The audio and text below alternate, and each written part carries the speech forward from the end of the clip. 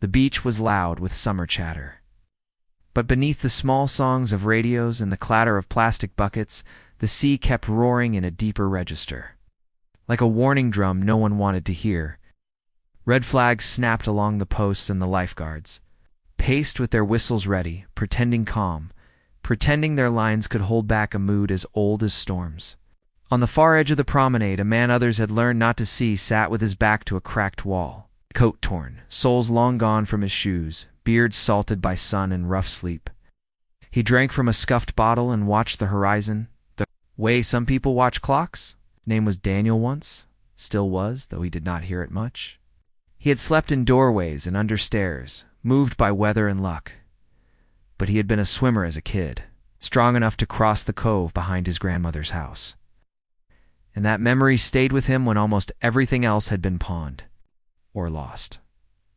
The ocean darkened in bands and flattened in the seconds before each break. He could feel the pull building even on the concrete under him.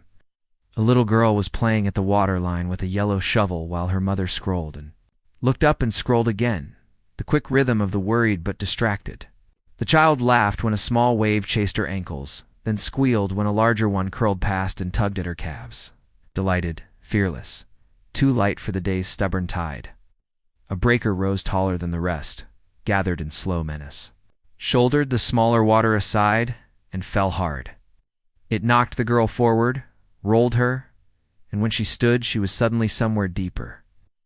The sand gone under her feet, the undertow pulling like invisible hands. She splashed once, mouth open, and went under. Her mother screamed. Umbrellas tipped. People stood, called out, and did not move. A boy in a bright rash guard took a step toward the foam and then back. The lifeguard blew his whistle and ran, but the distance was a paragraph of water, and the sentence kept changing.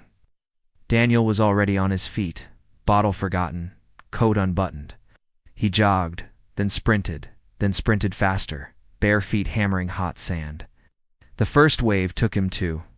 His knees, with the casual violence of cold, pushed off and knifed through, came up coughing, tasted iron and salt, and went on. The girl surfaced once and vanished again, a small hand reaching for nothing.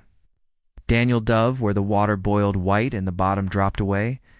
The current spun him sideways, shoved him into a tumble, but he flattened his body, kicked low, and found the pole that runs under the rage.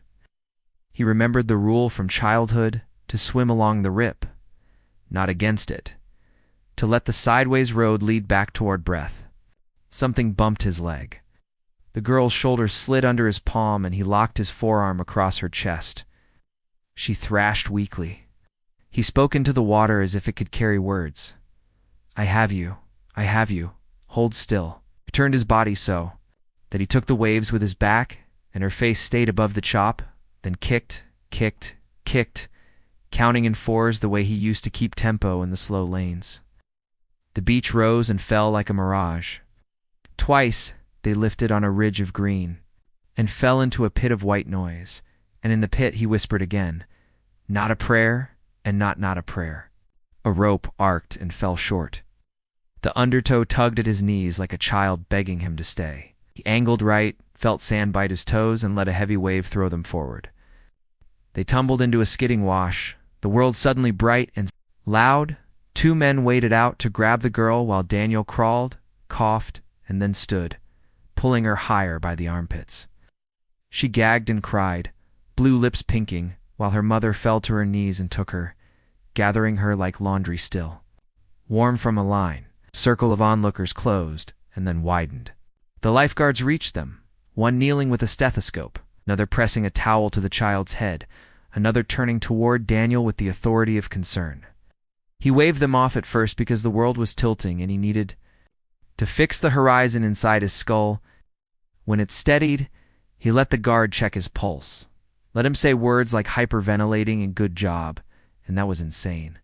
People applauded, because applause is what crowds do when terror is replaced by awkward wonder. Some filmed, because recording is easier than remembering. The mother mouthed thank you, and then said it aloud again and again, until it sounded like a name. Daniel heard his own name inside hers, and was surprised to find it fit. The girl, hiccuping, peered over her mother's shoulder at him as if he were a character from a storybook who had stepped out of the page with seaweed in his hair. A man in sunglasses pressed a pair of cheap sandals into Daniel's hands. Someone else offered a towel, then a bottle of water. He wanted to refuse all of it, but the girl's fingers were white around a pink shell, and when she tottered over and placed it in his palm, he closed his hand on the little spiral like it might blow away. The shell was smooth and ridiculous and perfect, and he felt foolish for the way it steadied him. The lifeguards finished their checks and decided the girl would not need an ambulance if she warmed up slowly. The mother nodded and nodded as if agreement itself could armor a child. She asked Daniel his name again. He said it clearer. She said it back, and it sounded newer in her mouth than it had in his in years. People returned to their towels, but their eyes kept tilting toward him, magnetic as pity and curiosity often are. Someone tried to hand him money, and he said no, which embarrassed them and him. The mother invited him to sit under their umbrella, to eat something, to rest. Hunger argued with pride and won. They walked together in small steps so the girl could balance in the sand. Under shade, the world felt less bright and more real. The mother wrapped the child in a dry shirt and then looked at Daniel the way people look at strangers who have crossed a line into their lives and cannot be put back. She asked where he slept. He said doorways and benches. She pressed her lips together and exhaled through her nose, like someone making a decision they will not undo. When food arrived, grilled fish and bread and lemon, Daniel ate slowly at first because ritual is a form of dignity. Then he ate faster because the body remembers before the mind allows it. The girl watched him with the grave generosity of children. She asked whether he was a swimmer. He told her he used to be, before he let the water take the name away. She said he should keep the shell, so he would always remember the day he gave the sea back what it tried to steal. The mother reached for her wallet, and Daniel shook his head. She did not insist. Instead, she offered something heavier and lighter. A shower, clean clothes, a place to sleep that was not a test. He wanted to say no because no had protected him from favors that turned into traps. But the girl was drawing his name with a wet finger on the table, and the letters looked like ropes. He nodded once. They walked to a community center with salt still drying on their skin. The receptionist saw what mattered and not what didn't, and handed over a towel and a locker key and a laundry bag. The mirror did not flinch when he looked. At it, he let the hot water pound the ocean out of his ears and the knots out of his shoulders. When he dressed in clean things that were not exactly his, but were better than the ones that had clung to him, he felt like a photograph brought into focus. The mother called someone from a small network of people who help without making a show of helping. A bed was found, then a pair of work boots. Then a day's labor moving donated furniture in and out of a warehouse by the docks. At the warehouse, Daniel learned the names of hinges and valves again, learned the trick of coaxing a pilot light back to faith, learned the rhythm of sweeping that makes a big room honest. He slept and woke and worked, and no one asked him for a story unless he wanted to tell one. Kept the shell in his pocket and touched it when his thoughts went thin. The mother and the girl stopped by, sometimes with coffee and a bag of pastries. And the girl would point to the sea and say that it was calmer today, as if the ocean might be taking better care of itself because people were paying attention. A reporter found him, and he let the man take a picture on the condition that the picture would be about the wave and the girl and the people who stood aside but then stepped forward, not about a miracle. He did not want to be a headline. He wanted the day to be a set of instructions. If someone is drowning and you can swim, swim. If you cannot, throw a rope, yell, make space. The story slid across feeds for a day and then was replaced by other. Weather, that was fine. The point of saving a life is not the echo.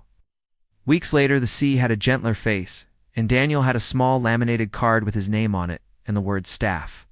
He helped with deliveries and fixed the sad hinges on the center's back door and taught a kid how to see a rip current before it sees you. Sometimes he walked the promenade at dusk and saw families packing up. Sand shaken from blankets, the sky the color of bruised peaches. If people looked twice at him now, it was not because they were afraid or pretending not to be. It was because they thought they almost recognized him from a video they had watched on mute between two other things. The mother would wave if she saw him, and the girl would run, careful in that fearless way children learn slowly, and hold up her hand for a high five. He would tap the shell in his pocket and feel its spiral press back like a quiet promise. One evening, the girl asked what happens to a wave after it breaks. Daniel said it keeps traveling under the surface. It abides.